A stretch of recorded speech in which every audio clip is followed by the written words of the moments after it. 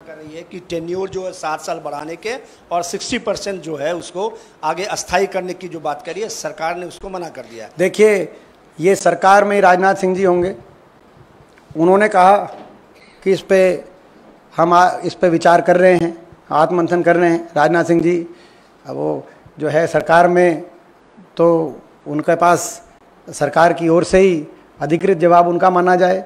बाकी भारतीय जनता पार्टी क्या कहती है उनको आपस में इस बात को। राजनाथ सिंह जी ने क्या कहा, पहली बात, और केवल राजनाथ सिंह जी नहीं, मैं कहता हूं कि भारतीय जनता पार्टी के जो बाकी जो सहयोगी दल हैं, जनता दल यूनाइटेड और एलजेपी चिराग पासवान और राष्ट्रीय लोक दल जयंत चौधरी, इन लोगों के क्या इस मामले को अग्निपथ योजना पर लेके इनका क्या स्टैंड रहा था। आप देखिए, सारे इनके सहयोगी दल, इनके स्वयं रक्षा मंत्री ये कह रहे हैं कि इस पे हम मंथन कर रहे हैं, बदलाव की यदि बदलाव की ज़रूरत होगी तो उस पर विचार किया जाएगा, ये भी उन्होंने कहा।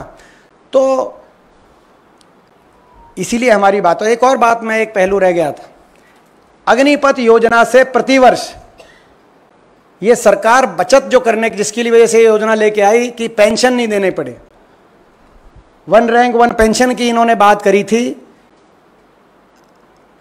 रेवाड़ी में रैली कर वहाँ से शुरुआत हुआ था 2014 के कैंपेन का, और 1 रैंक 1 पेंशन का वायदा किया गया था। अब ये 9 रैंक 9 पेंशन पे आ गई बात, 9 रैंक 9 पेंशन। और 9 रैंक 9 पेंशन में एक साल में 1054 करोड़ रुपए की बचत हो रही है। 1054 करोड़, 1054 करोड़ की बचत का मतलब है प्रति वर्ष जितना सरकार अपने प्रचार पे खर्च रही है, अखबारों और इलेक्ट्रॉनिक मीडिया में ऐड देने पर, उससे भी कम का बचत। सरकार थोड़ी ऐड पे अपनी कम खर्चती तो सेना को बचा लेती, लेकिन सेना को कच्चा करके सरकार ने उस बजट को, उतना ही बजट हर प्रतिवर्ष अपने प्रचार पे खर्च रही है सरकार। तो जिम्मेदार विपक्ष की भांति हम प्रश्न ना उठाएं, तो आप बताइए क्या करें। कोरोना का टीका बनाने वाली कंपनी से इन्होंने जो चंदा लिया, अब चंदा ही ये ले रहे थे तो चंदों से काम चला लेते। सरकार का पैसा अपने प्रचार के लिए उतना ही खर्च कर रही है जितना अग्निपथ से बचत कर रही है फौज में। देश के करोड़ों नौजवानों के सपनों को तो ना तोड़ते, देश की फौज के मनोबल को तो कमजोर ना करते। जिस तरह से आपने कहा कि लोकसभा में इसको हम उठाएंगे, हो सकता है कि आपको इस बार भारतीय जनता पार्टी का सहयोग मिले, क्योंकि झुंझुनू से भारतीय जनता पार्टी के प्रत्याशी सुखकरण चौधरी ने कल कहा कि हमारी हार सबसे बड़ा कारण, जो हमारी सीटें कम आई है, सबसे बड़ा कारण अग्निवीर योजना का था। वो तो देखिए, मैंने जैसे कहा पहले दिन, देश में ये राजनीति से ऊपर बात है। कोई पार्टी, कोई दल, कोई नागरिक ये नहीं चाहता कि देश की फौज कमजोर हो। सब चाहते हैं देश की फौज मजबूत हो, देश की फौज का मनोबल अच्छा हो। तो मगर भारतीय जनता पार्टी के अंदर आपने कहा कुछ लोग कह रहे हैं, वो जो चुनाव हारे हैं वो कह रहे हैं, वो जो जीते हैं उनको भी एहसास है, वो कह नहीं पा रहे, बेचारे जीत गए इसलिए भाजपा में, आपको पता है।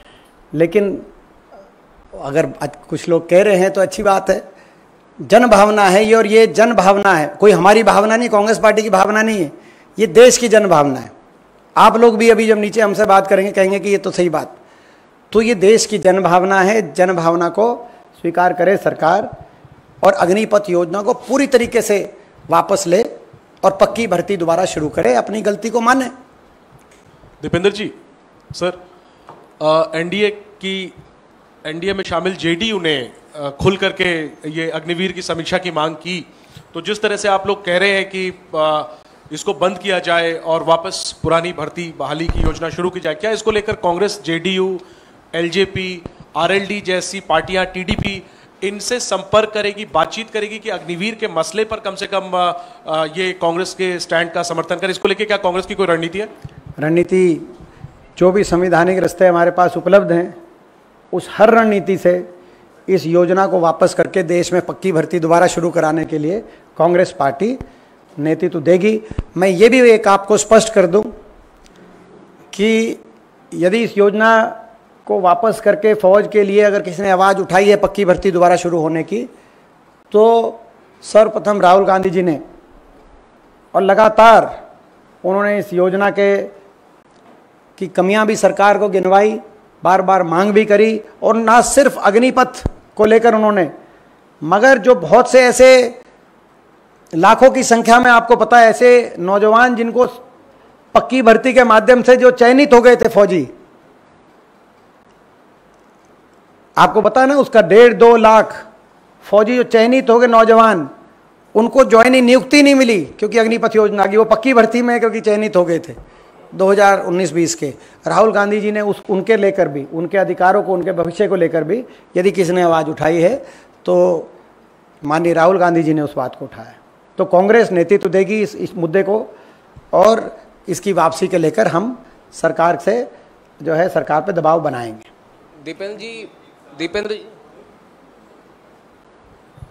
जी, मेरा सवाल ये है, चूंकि अब आप भी लोकसभा में आ गए हैं और 18वीं लोकसभा का पहला सत्र कुछ दिनों में शुरू भी होगा।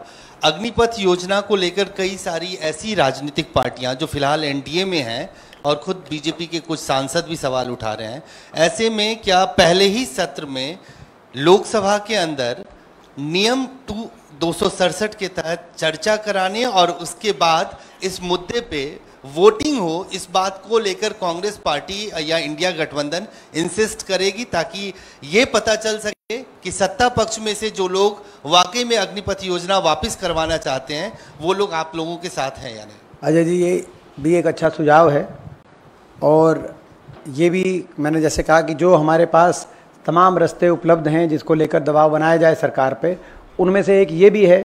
और हमारी जो संसदीय दल के कोर ग्रुप की जो बैठक होगी और जो हमारा जो रणनीति बनेगी वो आपके सामने हम स्पष्टता से रखेंगे, मगर हर उस रास्ते पे विचार किया जाएगा जिसको अख्तियार करके हम सरकार पे दबाव बना सके, इंक्लूडिंग 267।